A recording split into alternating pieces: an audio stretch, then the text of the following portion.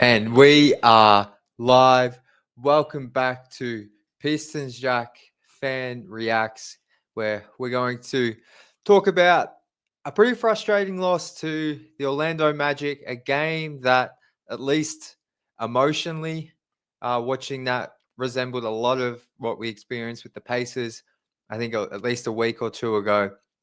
So we'll get into the game very soon. I've got my man Mark joining me up first. Then Austin, I'm going to go to you, my friend. I just had a couple of people pull out. So we've got two people scheduled to come up here first. If you want to come up, talk about the loss tonight, talk about the Pistons in general, we'll get you up here. But just while I wait for Mark to get up, yeah, that was a frustrating game. The Magic had lost 5 in a row. The Pistons had won 2 in a row. This was a huge game in the sense of standings, and not just the standings as of today, but the tiebreaker that could potentially come up at the end of the season. So I believe that as of right now, the Pistons still remain sixth. They're tied with the Magic, which is interesting because the Magic hold the tiebreaker. So I'm not sure why the Magic are below Detroit right now. They have more wins, but basically the Magic now have won the season series 2-1 over the Pistons. But the game itself, look, we're going to break it all down, but man, Magic players talk a lot. It was probably the most physical game we've seen this season. The Pistons lose in the end, 113 to 121. This game, not including overtime games, it might have been the longest game of the season as well. There was a heap of reviews. I think the Pistons ended up finishing with 6 technical fouls. Coach JB got ejected. Stu got a tech. Yeah, it was officiated pretty poorly on both sides, but towards the end of the game, it was definitely the Pistons that how can I say this? The Pistons got screwed in the end. I felt like there was some horrific miscalls. Cade got absolutely bulldozed out of bounds by Franz Wagner, but no foul there. Wendell Carter down the other end literally bumps Asar as he's setting a screen. No moving screen. Magic get a 3, go up double digits. A lot of little things like that, quite frankly, probably didn't decide the game, but it certainly adds to the frustration. But I still think this game, there's some clear areas that once again came to the surface that need to be addressed. If this team is looking to actually win playoff games this year and really solidify themselves in that 6th seed, but there's no questioning the heart and how kind of fun this team is to root for. But I'm going to bring up my man Mark now, and we'll cover the game in just a moment. Mark, what's going on, man? How are you, Jack? Yeah, I'm going good, man. You? I'm good, mate. I'm good. I'd love to be chatting after a win. I think we've only spoken after losses, but Yeah. it's hard to be too disappointed about the effort tonight, even though I wanted them to win a heap. Yeah. I think it was a struggle because they faced the team after they had lost 5 straight games. And they're playing at home. I don't know. I think I'm just so worked up looking at Franz Wagner's face, man. He's pissed me off so much. But I'm with you on that. The Wagner twins, brothers, sorry, I've always hated them. Like, even before the Magic were good, I just hate them. I feel like I'd like them if they're on our team, but they annoy me. But yeah, sorry to cut you off. he's Just wanted to support no, you it's on right. that. He's smiling and he's playing for Mickey Mouse, And,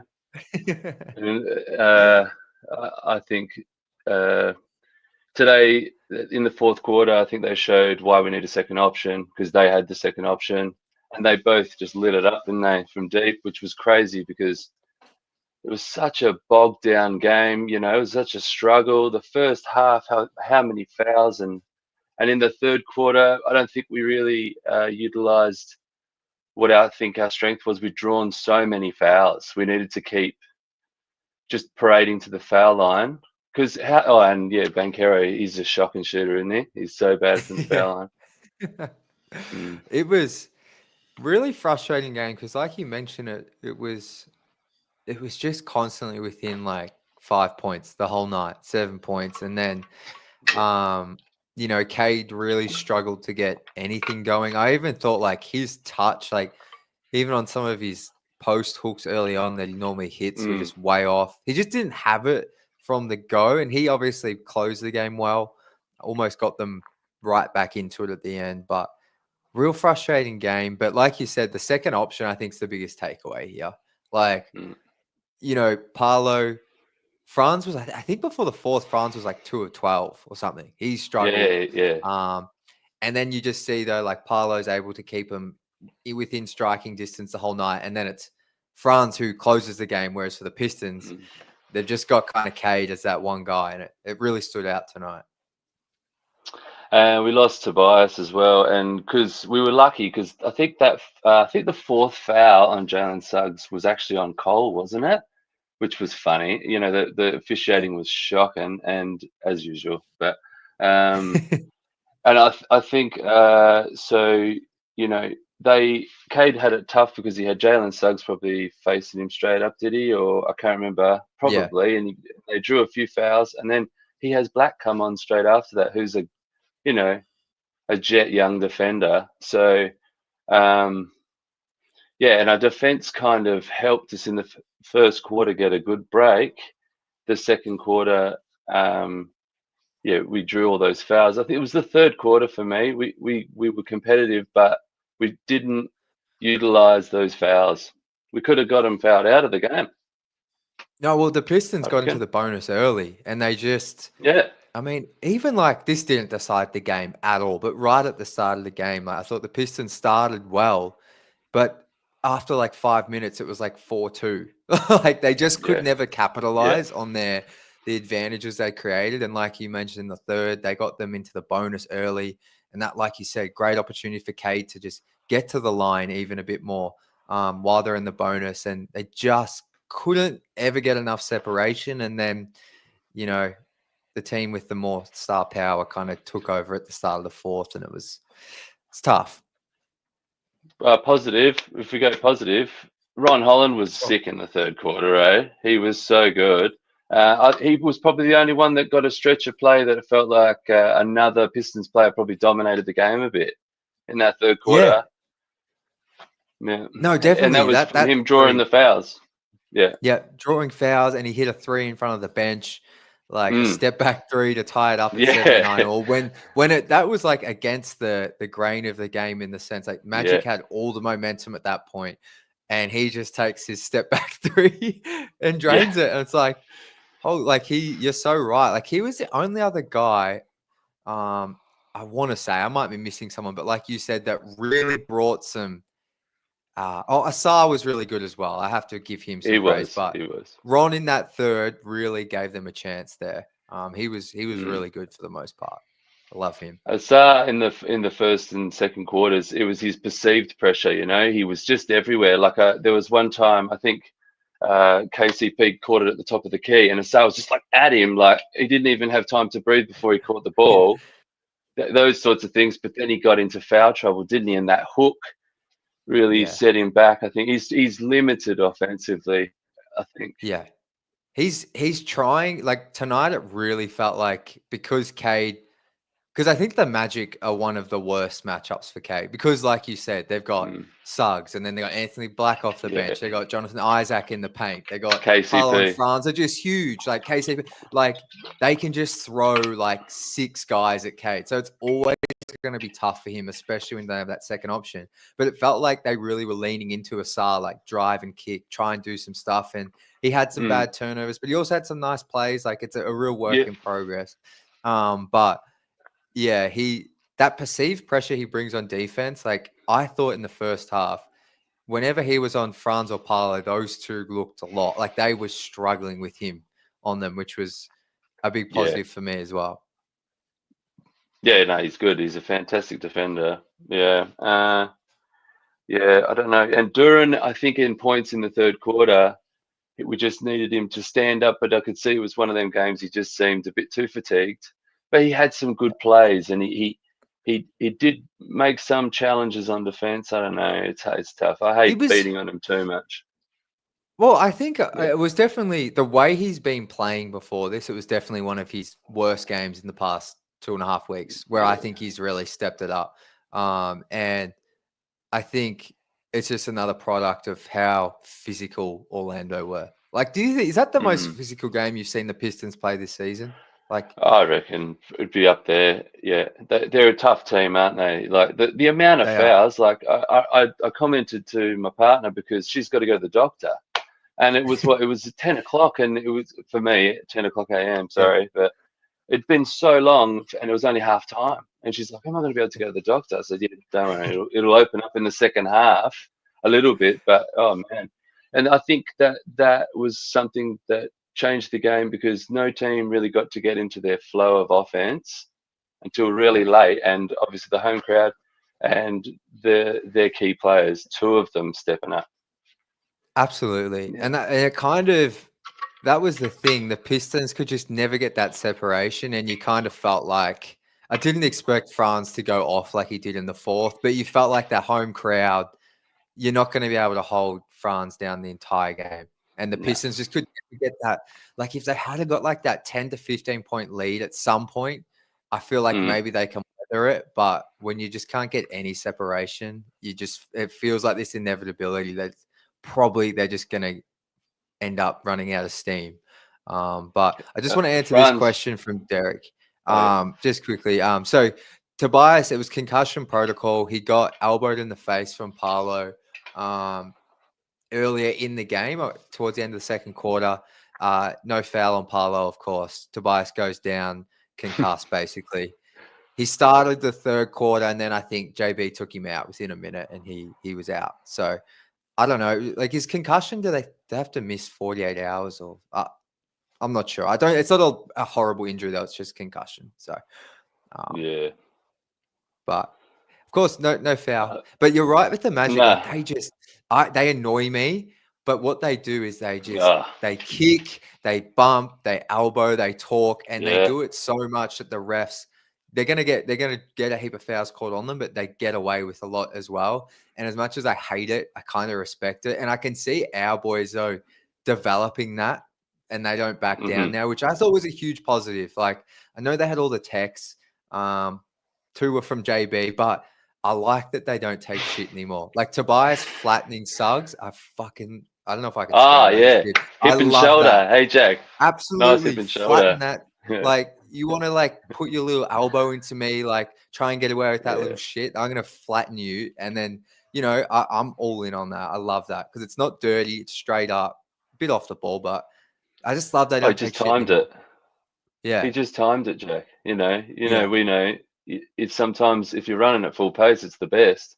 That's the yeah, only disappointment there. But I think it was good seeing JB get ejected. I like that. That was yeah, good. And Franz Wagner, back to him. I hope to focus on him, but he seems to see our jersey and play really well as well. So yeah, that's not that uncommon. I don't know. We definitely need that second ball handler, shot yeah. creator, someone to help Cade out. Yeah. It's I think as well, like, yeah, they definitely like this, like Jaden Ivey. I don't know if I mentioned it, but Mm, like they miss him massively, and they missed big him in the time. Pacers game. And I think this Pacers game and the Magic game, I'm not saying they're apps like this is what the playoff game is going to be like, but I think they're the closest thing intensity wise that the teams had to playoff games. And I think that's where you've seen like the absence of Ivy first of all, but just like that second scorer and someone that Mm, can get into the paint. Like I think Sasser's a fine option as a combo guard, but he just doesn't like get into the paint and get the defense moving at all. Just no. so they really missed that, like No, you he said. looked under the pump, didn't he? He looked under the Yeah, pump when he came into the game. His floater was nice, but again, Asar wasn't on the court, man. That's yeah, what confuses me. To me, I feel like Asar, because of his ball handling, at least to bring the ball over half court and yeah. just get some flow. No, I If agree. someone's pushing you full court, it's not that hard to break out of. And sometimes Cade, I think, like he's so persistent on being, I'm the guy bringing the ball up the court. Like it's Yeah. what 3 seconds of play, you Yeah. know? Yeah. I think as well, I noticed this at the start of the fourth, and I was a bit nervous. So Tobias is already out of the game. This is probably the one thing I'll say that I didn't really like from JB. So Tobias is already out. So normally he's out there at the bench, but he's gone. Then they had Beasley, Assar, and Cade all off to start the fourth quarter. And I Mm, just thought Assar had been one of your better players. Cade's Cade, obviously. And then Beasley had been solid. You took off your three best players from the game at a really crucial part. And not saying mm, that's why they lost, but the Magic obviously go on that run. Probably the one thing I just didn't really like tonight. yeah, Like, just tough. those were your three best guys. You got to keep one of them out there because, like you said, Asar can bring it up the court. He can get into the paint. He might turn it over, but he was playing well. Well, I think, JB was probably put off his game too because of how chippy it was, and he seems Yeah, to be someone who enjoys that all the time. So I think he was just, like a pig in shit, I guess. Oh, loving it. It was good. I loved it. It was yeah, good because yeah, if that's how they're going to play it, that's how you got to play it. But you're right. It probably made him less reactive with some of his decisions. yeah. Oh, well, Oh, and it's I love JB though. Like yeah, he's changed so much for this team. Like the vets have been great, yeah, and like the younger guys have improved, but having JB just feels like the absolute perfect coach for these guys in so yeah. many ways. Especially for Stu, and these big guys because Yeah, the physicality side of it, you could see when he was pulling Stu aside and talking to him like, yeah, I need this, we need this. It's good yeah, stuff. And Stu's like getting all worked up. But it's great that him getting blown over the top shows the guys, hey man, it's all right to lose it from time to time. Let's keep this physical.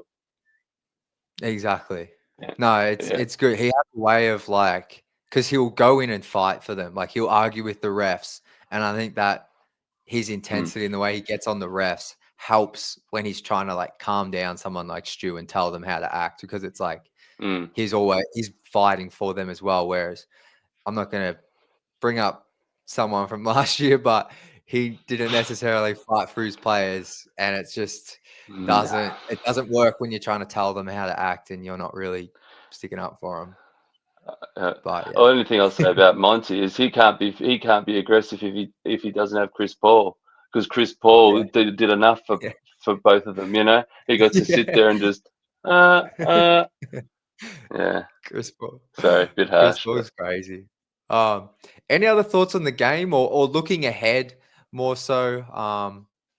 Yeah, floor is yours. yeah, we got a tough stretch move it coming forward, and we'll see what we might. I hope we have Tobias for the next game.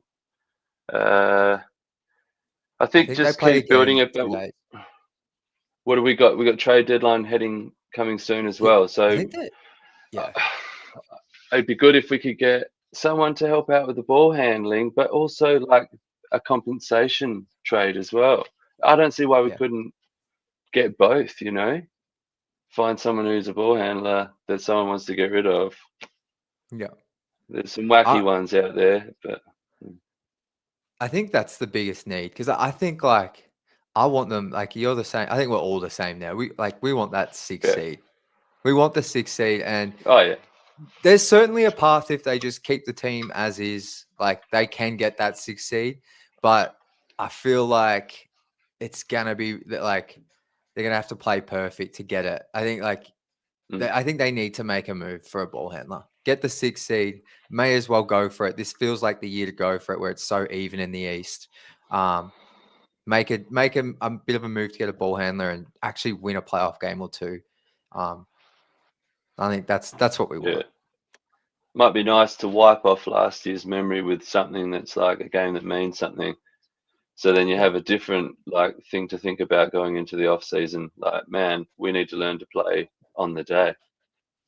Absolutely. And I just think if they can get some playoff experience, like if it Mm, only is the play in and maybe they win a playing game and lose, or they just lose one and they're out, like that'll be decent experience. But get this team at least 4 games of playoff experience, hopefully 5 or 6. And I think like it'll help the young guys, and then other players around the league will be looking at this team and be like, "Oh, Devin Booker might suddenly want to come home." Like, Yeah, it's a because bit it of a all comes dream, but down you to know the what I mean? Yeah, It's all a popularity contest, isn't it? In the end, yeah, unless you're playing finals or yeah, playing playoffs, you're not really going to be a focus unless you're an up and comer, and then people get sick of you pretty quick. So you got exactly. to start performing. Mm. Um, but yeah, I think overall, like, what are your thoughts on this team? Maybe we'll end it here. Just how you feeling Oh, watching a positive, game every positive, feeling good. Yeah, the team's really coming together well. They get into rhythms, which is really great. Like we haven't seen that prior to this season. And the defense, the last month and a bit has been really good. Seeing Jalen Duren sort of improve and they galvanized. Yeah, it's good, man.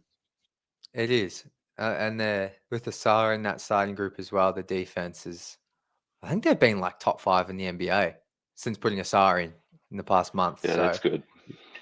I mean, you've watched Detroit basketball for a lot longer than me. That's what the best teams thrive on in Pistons history. 100%. A team without any stars. We're lucky enough to have a star, and that's probably a bit harsh. There was a lot of stars, but role player stars, and teams Yeah. that would come together defensively, take over the game, and muscle them out of the game. That's what you want. And I feel like Yeah. that's definitely what we're seeing them grow Uh into. huh. It's awesome. Um, but yeah, Mark, thank you for jumping on, mate. You're 2 hours behind, aren't you? So it's 12:41, isn't it?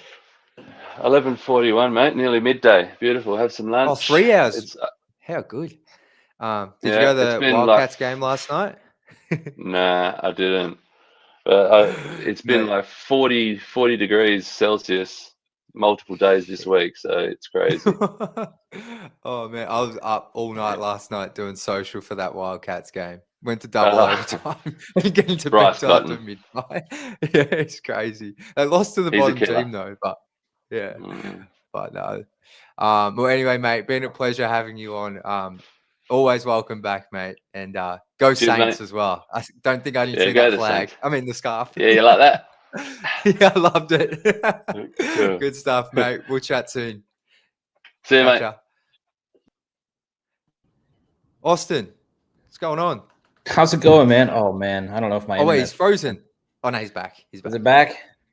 Yeah, I Okay. gotcha. If it freezes, it's probably just because my internet's garbage right now for some reason. I don't really know why, but That's all right. I always notice if I watch back a stream or one of those other podcast type things I do, I must freeze every 10 seconds. My internet sucks as well. I don't know. I'm literally like looking at my face in some of these. I'm like, oh wow, I don't know how people are talking to me. So don't worry about your internet.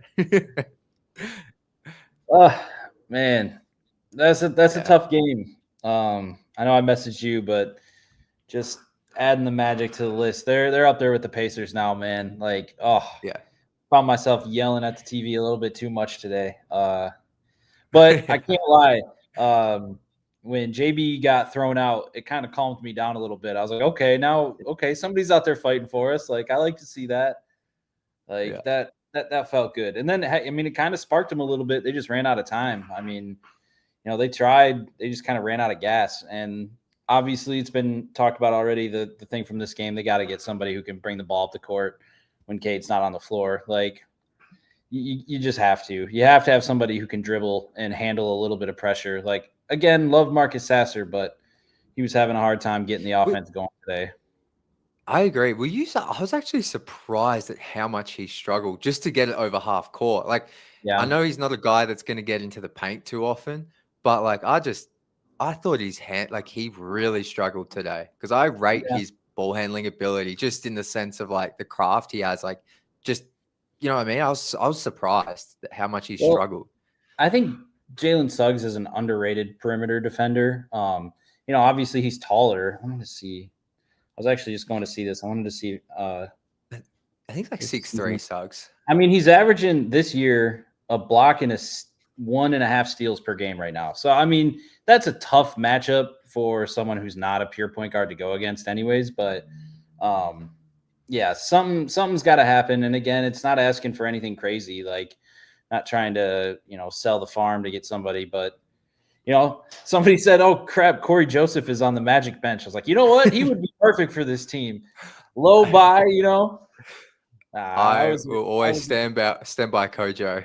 I loved Not Corey now, Joseph but when he yeah. was here, man. Like I loved him. So he was a pretty good 3-point shooter too. He's solid. So, but you get somebody a little bit better than that with this team, and I think games like this don't tend to happen because again, the beginning of this game started so slow, and I mean the refs took this one over. This was a ref game, and I'm not saying the refs are the reason why the Pistons lost, but the refs took them out of what they like to be able to do, which is run up and down the court. And it just kind of felt like at a certain point, they just started playing the Magic's game.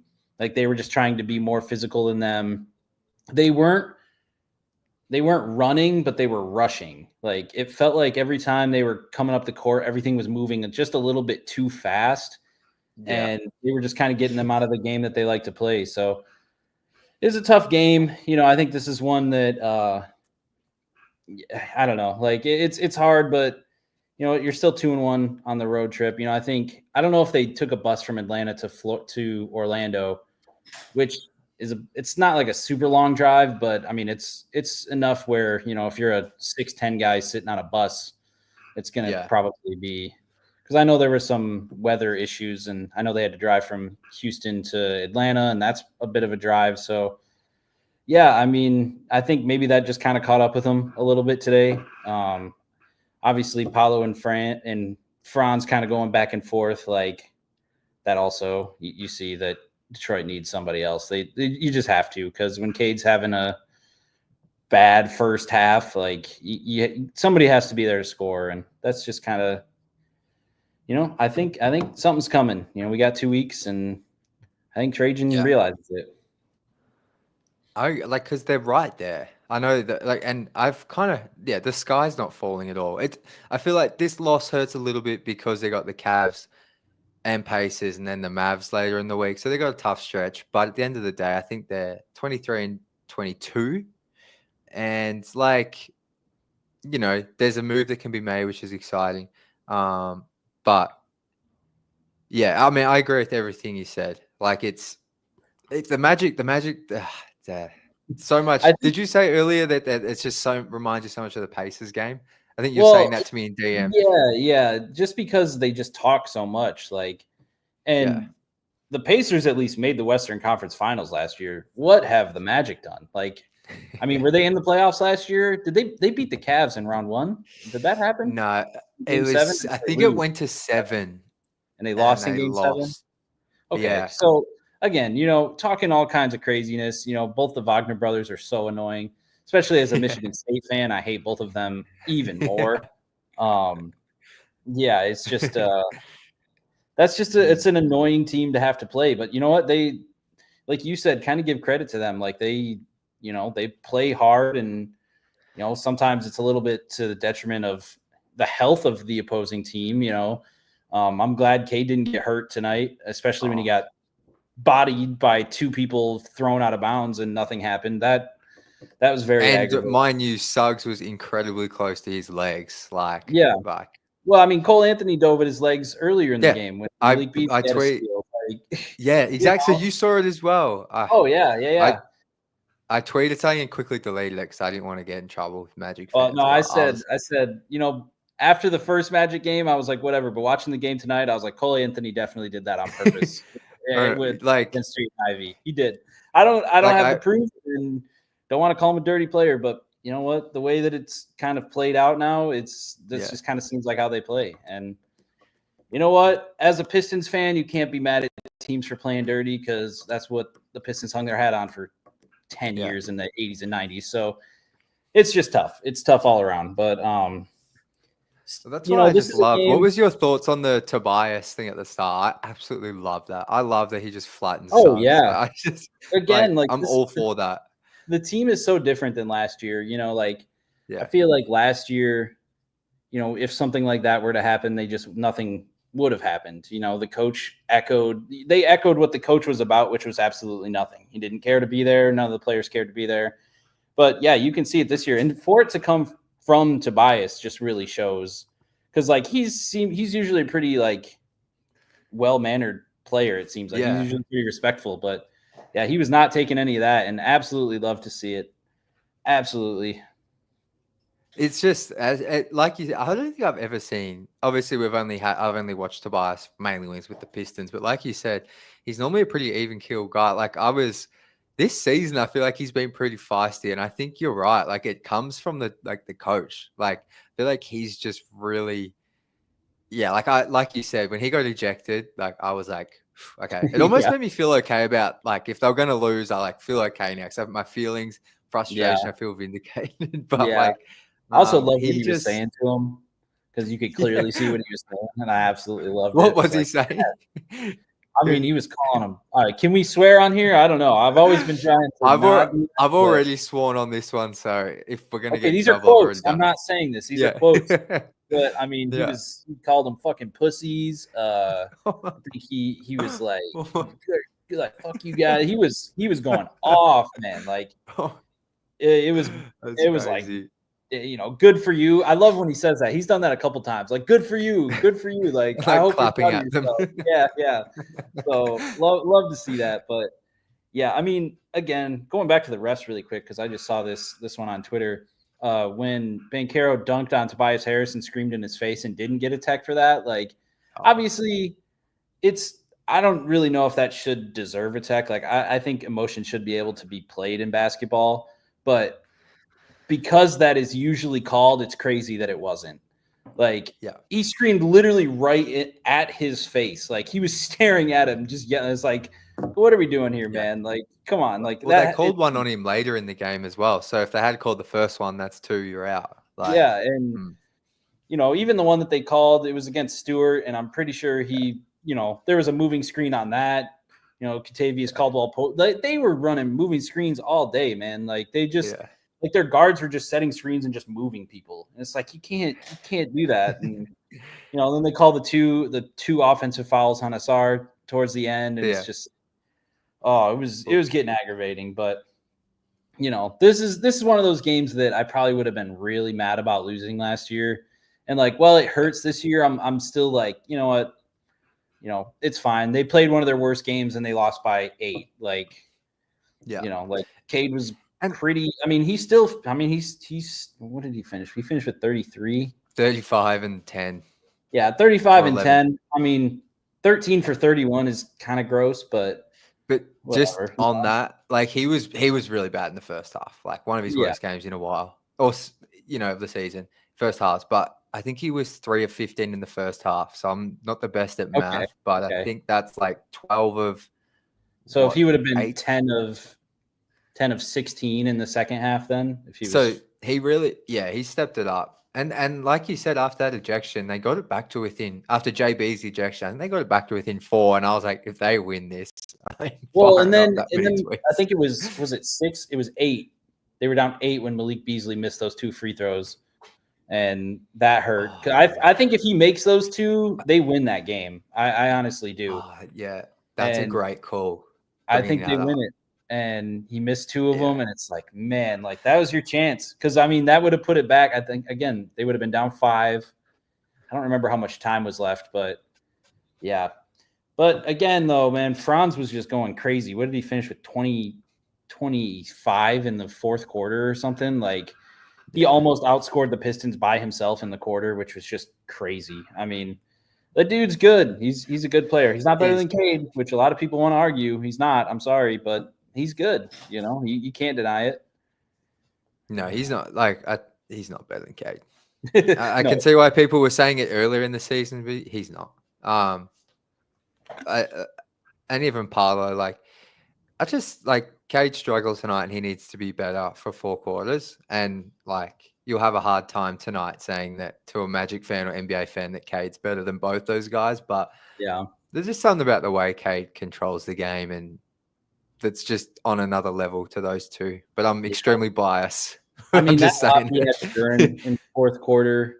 Yes, that's crazy. Cut through everyone. He's in and out behind the back, just lobbing it up. Like, he makes the game look so easy at times, and sometimes it looks almost like I think in that first quarter, like it almost just kind of looks like he's just kind of going through the motions a little bit. Like, I'm so good at this, I don't really have to try that hard.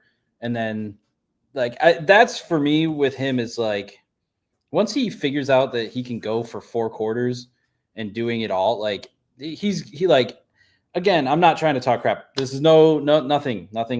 Don't attack me. But like sometimes, again, it just seems like he's just like, I'm just gonna, he had like a pretty weak layup, I think, against Jonathan Isaac in the first half. It's like, man, what are you doing? Like, that's one of the best defenders in the league. Like, and he turns it on, and obviously he's insane when he's going crazy, but sometimes he just kind of gets a little bit lackadaisical. That's I don't know. No, Whenever I hear that word now, I just think of when Kevin Garnett tried to say it on whatever his podcast was, and now it always throws me off because it's like, I just want to appreciate you. I know it's Dan, white guy next door, and I have a good night, man. And yes, I saw your other comments. We've sworn enough on this show so far. I'm not going to bring them up, but appreciate you for tuning in, man. But yeah, as Mark said and what you said with lackadaisical, like he does just have a tendency early in games, especially like to just kind of, like you said, not go hard enough at someone like Isaac or try, like it's soft's a bit harsh, but I think you know what I mean. Like it's just going through the motions for him. Like it's like that's kind of the way I would describe it. Like he's not going soft. Sorry. No, you're good. Go ahead.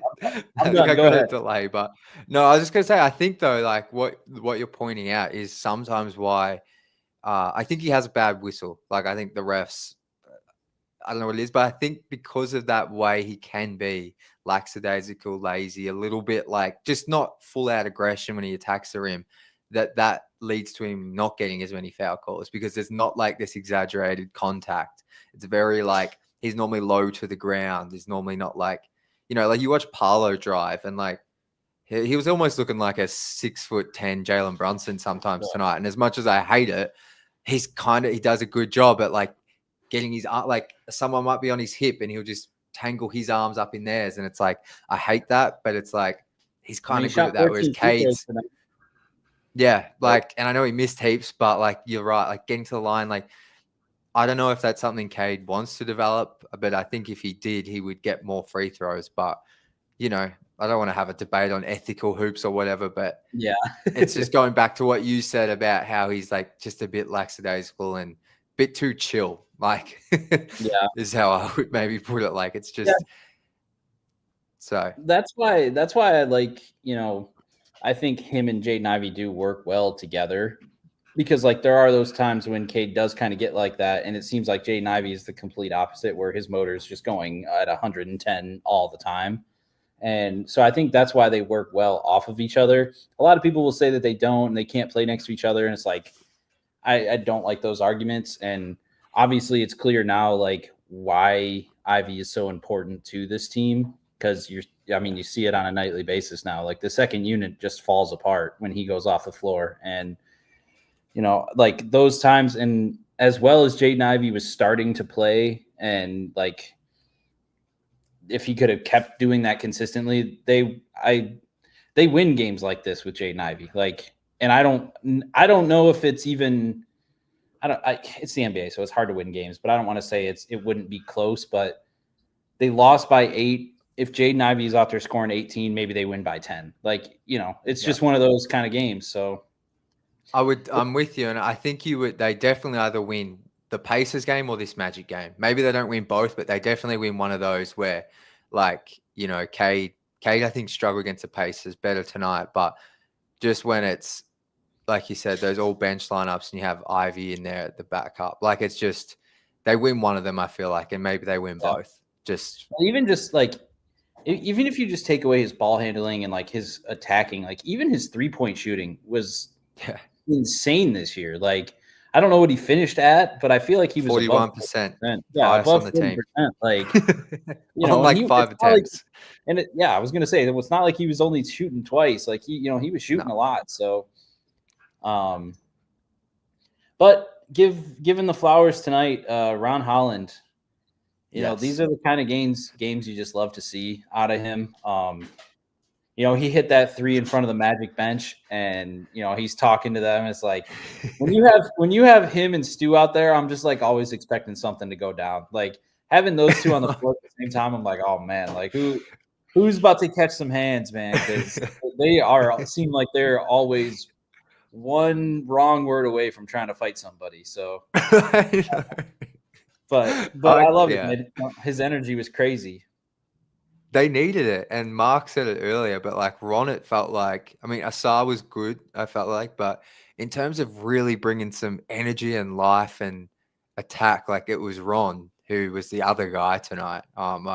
So great shout on him. And like, I am so shocked one of him or Stu didn't get ejected. I thought tonight was absolutely prime for probably more likely Stu to get ejected. So in a way, I'm proud of them. They didn't. Well, when Stu got pushed into the bench, I was like, oh man, here we go. And to his credit, though, he didn't do anything. Like he looked like the most under control I've ever seen him in a situation like that. Because he got grabbed, he got thrown to the bench, and he just stood straight up. He wasn't going at him until Wendell Carter pushed him, and you could see he was like, okay, like let's. But he was not, and it, again, that's just credit to JB of like, keeping his players, in check a little bit, understanding how all these players work well together. And, I don't know. I don't think enough can be said about how much JB has meant to this team and just how he's changed everything about them. Just again, like, we can come out of a loss like this and be like, you know what? They got 3 tough games coming up, and you know what? Minus the Cavs game, because I think that's just a tough matchup for them, especially if Tobias is out. Like, I don't know. I think the Pacers game, I think they win that game. I think they just come out on fire against them. I think that game is going to be crazy. I think they'll win that. And honestly, if Luka isn't back, I think they beat the Mavs. Like, I think so. it's a home game, I'm pretty sure. Oh, it's a home game? Well, then they're going to lose. So if it was away, I'd say 100% they're winning. But since it's the first game back, they're probably going to come out and be losing by 20 in the first quarter, because that just seems to be how they play at home. I don't really know why. I think, honestly, though, if Luka's not there, I think they can beat the Mavs at home. But I didn't know the Cavs game was away. I thought that was home. That's going to be I was just looking. That's a tough one. So crazy. The Cavs are 5-5 in their last 10 games, and they're still. Okay. What is their record? 36-9. 36-8. Yeah, that's they're 5-5 and they're 36-8. That's crazy. Like, so hey, maybe they're coming back down to earth a little bit. Who knows? Like, you might be catching them at a good time.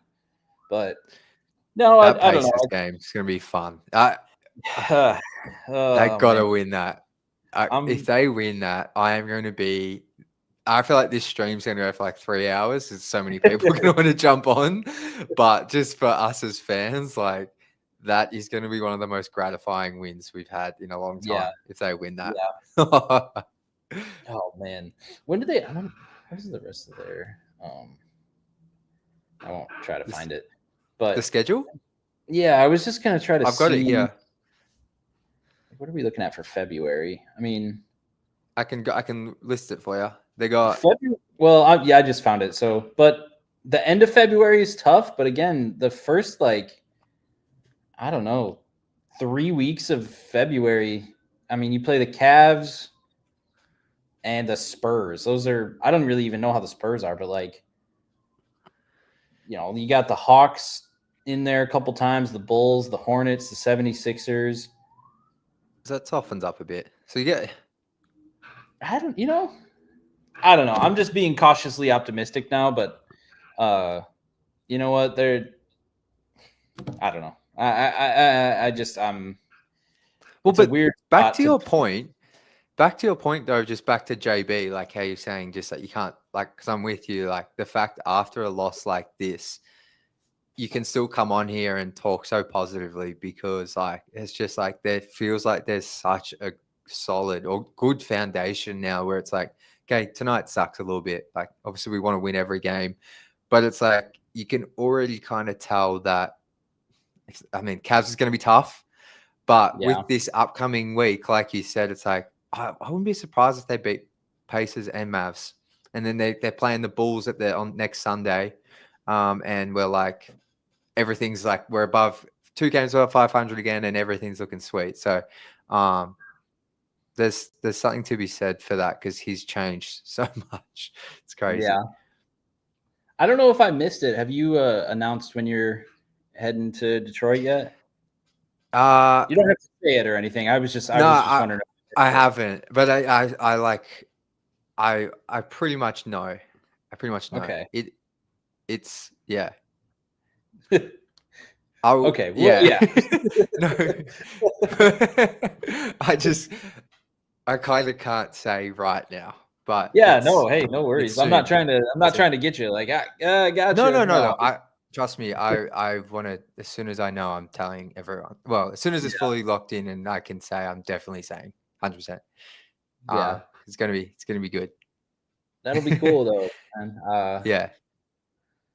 I mean, I'm just so happy it's this season. Like, just think about what we'll think. Like, yeah, not to talk about myself, but like, yeah, just after last year, like this season's just been crazy. Like, I'm so happy this is the year I'm deciding to go over and it's happening. Like, because it's kind of crazy how everything just kind of works out, right? Like, you decide, you make that decision, and you're like, you know what, I'm going for it, and it just ends up turning into, you get this kind of partnership with them, and the team starts playing well, and it's like, wow, this really came together like perfectly. Like, I couldn't I'm so happy for just all of us fans, like, because I said it like a million times. Last year was the only time a sports team I support has impacted my mental health.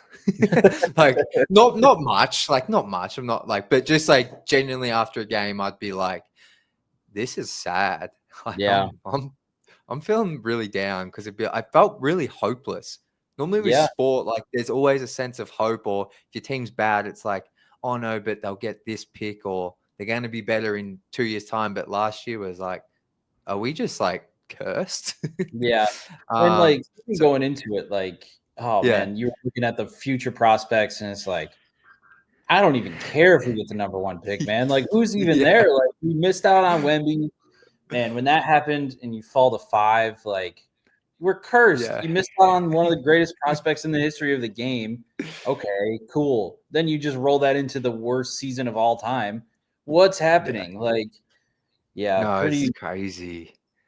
Pretty bad. And like, I would have been, I'm pretty sure from talking to you, like we both were around like 29, 30, 32 wins. Like I think a lot of people were like, and I feel like I would have been, they're still going to get there, but I feel like they're going to get that. Like I would be, that's when I made this decision to do this, was like, I was pretty confident they could get there because I thought it might be a little bit of a stretch, but for this season to go how it has, like, it's really hard for me to get on here after a game and just like roast. Could you imagine if trying to do this last year?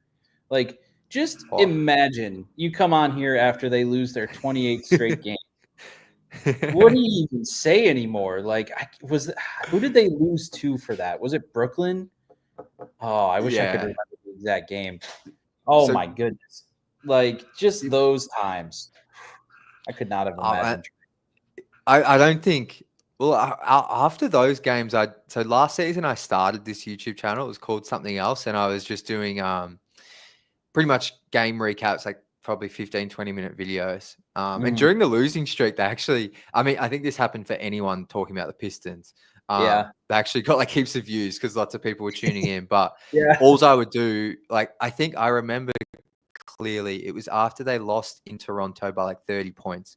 And it was like their 14th straight loss in that big streak. And I was like, this is bad. Something's off here. Like, they got absolutely dismantled. And I was just like, something so odd, like this isn't normal. And then Yeah. obviously we know what happened, but I couldn't. It just no one would. People just probably wouldn't come up. Like I don't know. Maybe they would have. I mean, maybe people would have come up just to True. talk about how mad they were. I mean, I think that You're probably right. Came to me when they lost to the Jazz, but everybody had bags on their heads. Whatever. I feel like, and every time I come on here, we end up just talking about how bad last year was because of how good things are. And I'm reading the comments and I'm like, yeah, you're right. I wouldn't mind the idea of CJ McCollum. We can talk about brighter things now because we can talk about trading for CJ McCollum because this is where we're at, and that's awesome. Like, well, can I ask you? I don't know if we've actually spoken about CJ. What's your thoughts on that? Say the deal. I'll just quickly throw it at you. Say it's like not Tobias. Tim Hardaway Jr. I think has to be involved. Yeah, and I think it has. Say it's. I think they can actually do straight up THJ and Fontecchio, for CJ. Thoughts? Yeah, I'm doing that because you know that opens more minutes up for Ron. It kind of opens more minutes up for Marcus Sasser to continue to play, and you can kind of play him in that 2 role. CJ slides into THJ's spot.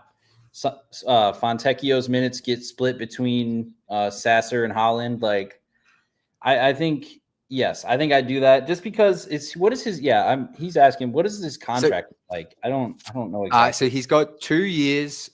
This is a guesstimate, but I'm pretty certain it's like 2 years, 66 mil left or something.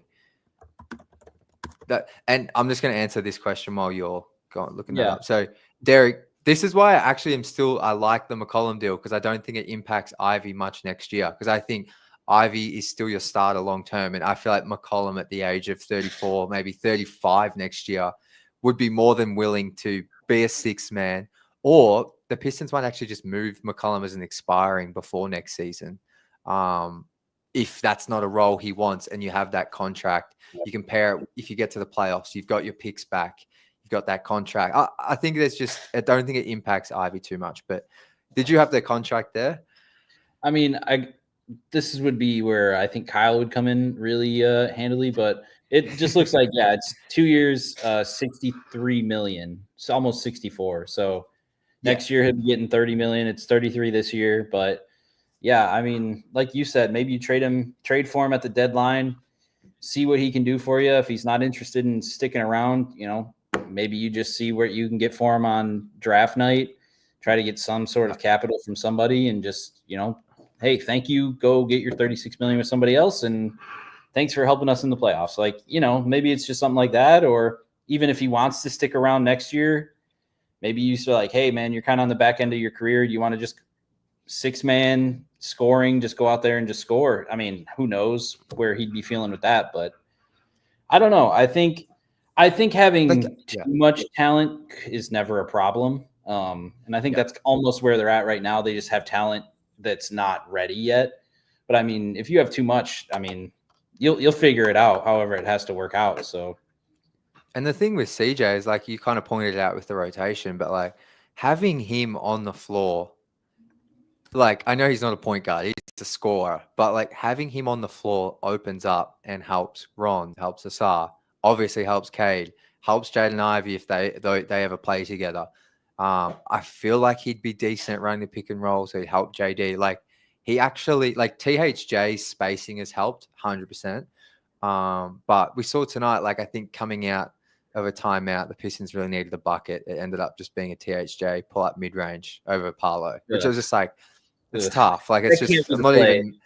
Yeah, I'm not mad at THJ or trying to like. It's just I think I would do that deal. Can I ask you? I think the answer will still be the same, but what if it was, say, Marcus Sasser and THJ? Yeah, I think it all is the same as long because I'm somebody who really wants to keep Isaiah Stewart. I think Isaiah Stewart is one of the biggest parts of this team and just their chemistry. I think if you were to trade him, I think it would upset some of the players, honestly, as well as the coaching staff, because I think he's a pretty, he's a huge piece of this team, whether you want to admit it or not. I mean, his stats aren't crazy, but just what he brings on the defensive end. I mean, would he have 4 more blocks tonight? Like, we haven't even spoken about that. Yeah. Franz tried him. Malik Beasley said something to Franz as he's walking by him, and he's like, what? And then they just kept trying him all night. And it's like, okay, you guys need to learn that that's not going to work. Like, I don't care what you think about him, but, I don't know. He brings just that attitude to this team that I think that they need. And so whatever, and I've even started coming around on Duren. I'll be one to eat my words on that. Like, early on, giving him a lot of crap, and I think it was rightfully so then, but I think it's rightfully so now to say, you know what, those things were said, and he's turned it around. Because I think at this point, I don't want to say the whole month of January, but he's been playing pretty well now for a couple weeks, and He has, yes. Again, just stay consistent with it. But I just think where he's at now is, it'd be hard to trade him. I know some people have said, like, this is where you do trade him now, whereas, his stock is high. But I don't know. I think that maybe you just keep him and kind of see what happens the rest of the season. So, I think those two together are very good. But yeah, I mean, if it's Sasser, if it's Fontecchio, whoever it is that has to go, yeah, I think I'm good with it. Yeah. No, same. I just wanted to ask because I think maybe like I would prefer it be Fontecchio just because I think Sasser's ball handling. If you've got CJ and Cade, then you've got 3 guys. Like Sasser and McCollum together on the court might be a bit of a disaster defensively, but I just feel like it's nice to have that third guy. Yeah, I also think that Fontecchio's role with this team is just never going to be what he wants it to be or what it should be for him to succeed. That's a great point, actually. I don't think I've heard anyone kind of mention that when talking about Tech. I mean, like, he was a starter last year. I don't know if he started for Utah when they traded for him, like if he was starting there. But I know that he came over and he was starting last year, and he played pretty well. I mean, I think beginning of the season, there was conversations about him being a starter this year. And, he was coming off injury and everything. But, I just don't see his role panning out here, especially with Tobias being here for at least one more year. Because I think that's kind of where he plays, that kind of 3-4 spot. So, yeah, I just think that his role here is because, like, I do like him. Like, I see the potential there. Like, not a great defender, but not horrible. Like, can shoot the 3 well. I mean, his dribbling is atrocious, but, like, I see it there and as a solid role player, but it's just hard to get him minutes here. So, yeah, it just doesn't. The role just hasn't seemed to.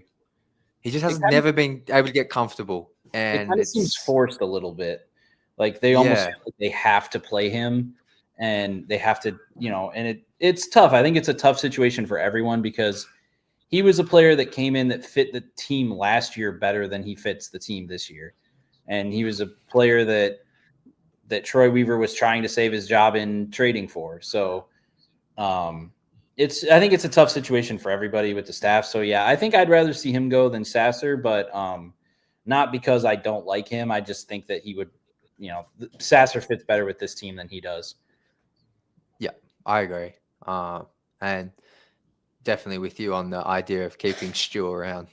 I think like it'd be the identity this team's building that aligns with their coach and the way JB Bickerstaff has had like success, at least in the regular season. Like, I think Stu's kind of at the center of that defensively. I know he's off the bench, and like you mentioned, the stats aren't going to blow you away, although the shot blocking is kind of ridiculous at this point. Yeah, and the leadership, like, I feel like he is huge for Jalen Duren's, like, not only his confidence, but just like the fact Stu, as a guy who's just in the first year of his extension on, I think he signed, was it 3 years, 45, 3 years, like that, maybe 4 years, 60, sorry. Just so bought into being a backup big, knows his role, is extremely good at it, and is there to support the guy ahead of him. And like, he's JD's biggest supporter. I'll tell you, anything I post about Jalen Duren on Instagram on my stories, Stu likes it every time, every single time. Every single time I post, like it's and that's just one tiny thing, but like you see them talk, like I think he's so bought into Jalen Duren. Just the team's culture, like you said, the coaching. Like, so I'd be really, it'd have to be a really good player coming back that he's a part of the deal. Like if it was for Brandon Ingram or something, like I'd be not gonna lie, I wouldn't be happy about that. But yeah.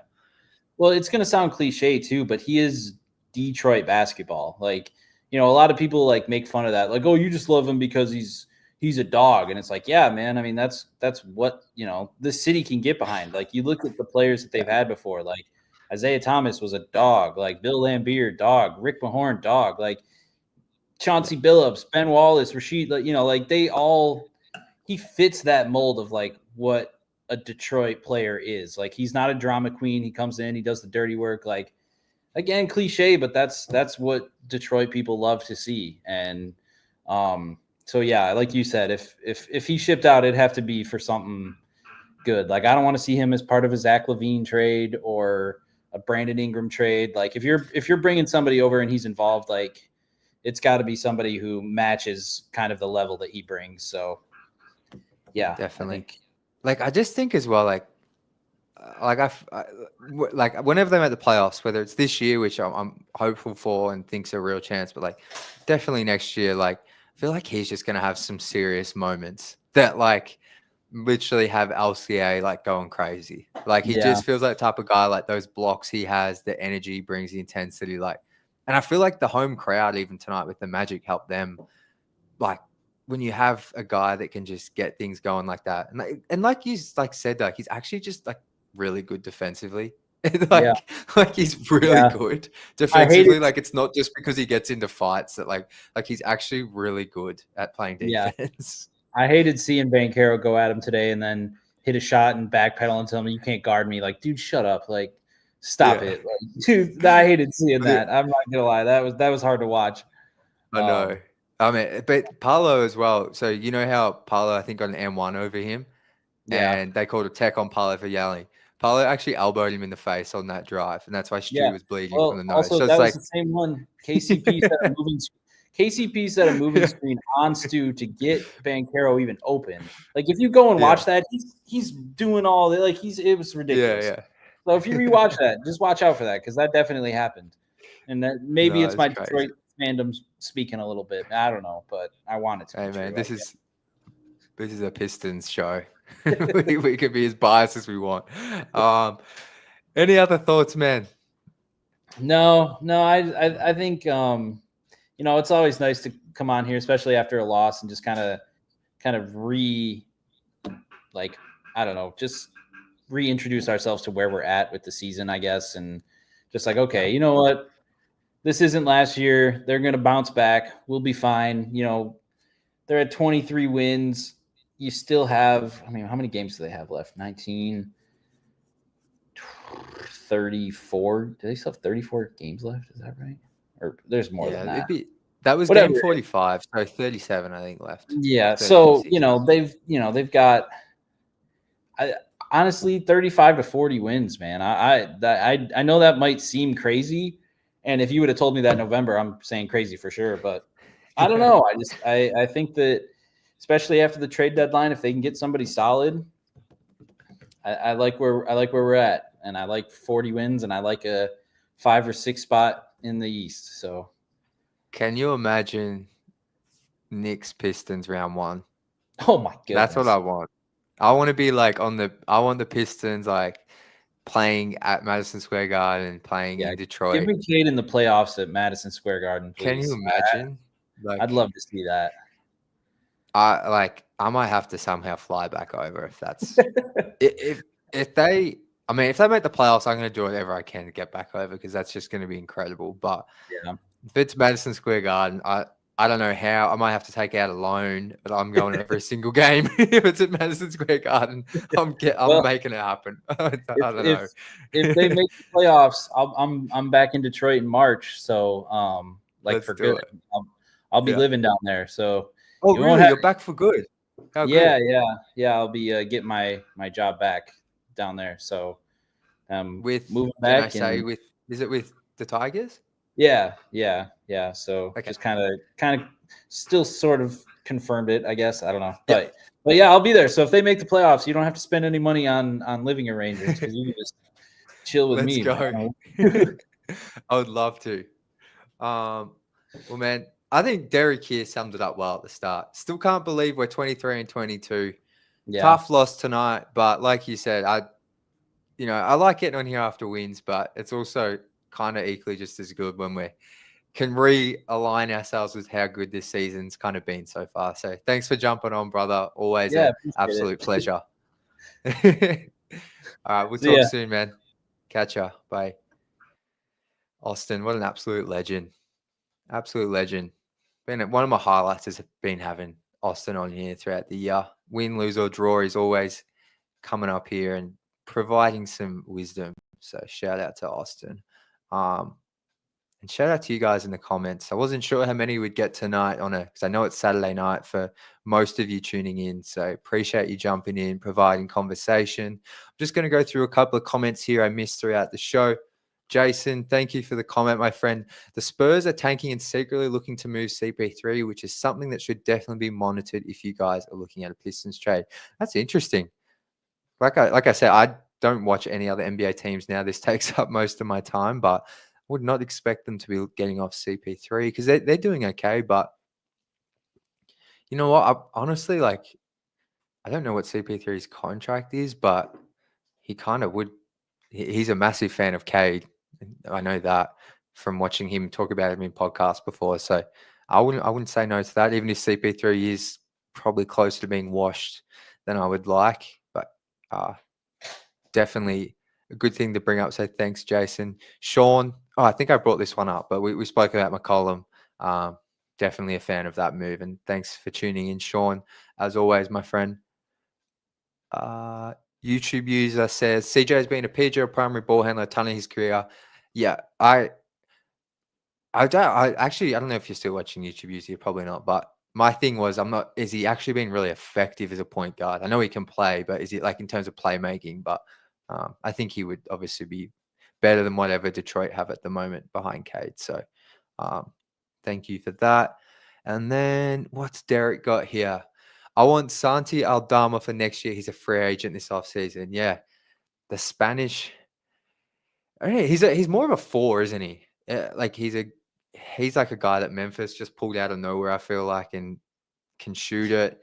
Got a lot of skill around the rim, decent size, which is why I thought he's probably more of a center. So definitely a skilled big stretch 4, maybe undersized 5 the Pistons could use. So not sure how much he would cost, but it's definitely a good name to bring up, Derek. Okay, last one here from Jason. They need to start Ron Holland to up the defense, starting the game off. Beasley and THJ off with Sasa off the bench to go versatile. The only thing I will say is the Pistons, just with their current starting 5, have been, with Asar starting, have been awesome defensively. I don't think defense in the 4th tonight was an issue, but Franz also just went crazy. I think defense, it's been more the offense. So I probably would. I like Ron and where he's at coming off the bench. I can see what you mean by this, Jason, for sure. But I think, if anything, Ron, I like his aggressiveness on offense, but having him and Asar and Jalen Duren with Cade might just be too much. There's not enough shooting there for me. But yeah, Ron's been awesome, so I can see why you would want him in the starting lineup for sure. Definitely tonight, he looked really good. But that's going to do it for today's show, guys. Thank you for tuning in. The Pistons are still above 500. And last time I checked the standings, they're still 6th. So things are still looking really, really good. Things are positive. Big week of games coming up next week. We're going to be here to break them all down. So please, if you want to come up for any of those games, get in early, book in which game you want to come up to, and would love to chat to you about Pistons. But until those games, as always, go Pistons.